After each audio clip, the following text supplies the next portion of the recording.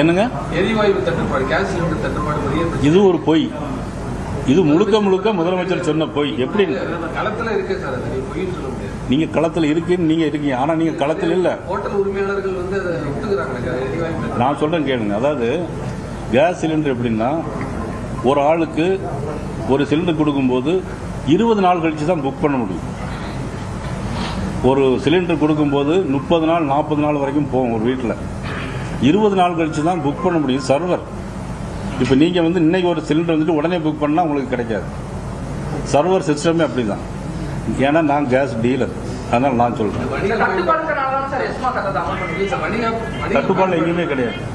Cylinder இப்போ நீங்கள் உங்களுக்கு 20 நாளைக்கு உள்ள சிலிண்டர் வேணுமா நான் தரேன் உங்களுக்கு. இல்லை உங்களுக்கு எங்கே புக் பண்ணுறீங்களோ நான் தரேன். உங்களுக்கு எங்கே வேணுமோ நான் தர சொல்கிறேன்.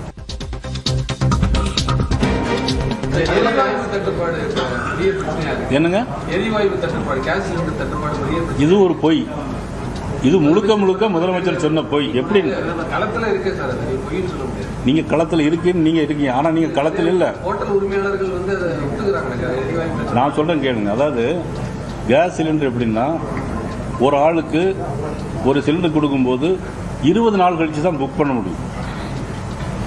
ஒரு சிலிண்டர் கொடுக்கும்போது 30 நாள் 40 நாள் வரைக்கும் போகும் ஒரு வீட்டில். 20 நாள் கழிச்சு தான் புக் பண்ண முடியும் சர்வர். இப்போ நீங்கள் வந்து இன்னைக்கு ஒரு சிலிண்டர் வந்துட்டு உடனே புக் பண்ணால் உங்களுக்கு கிடைக்காது. சர்வர் சிஸ்டமே அப்படி தான். ஏன்னா நான் கேஸ் டீலர், அதனால் நான் சொல்கிறேன்.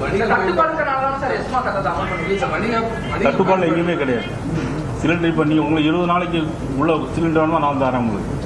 இல்லை உங்களுக்கு எங்கே புக் பண்ணுறீங்களோ நான் தரேன். உங்களுக்கு எங்கே வேணுமோ நான் தர சொல்கிறேன்.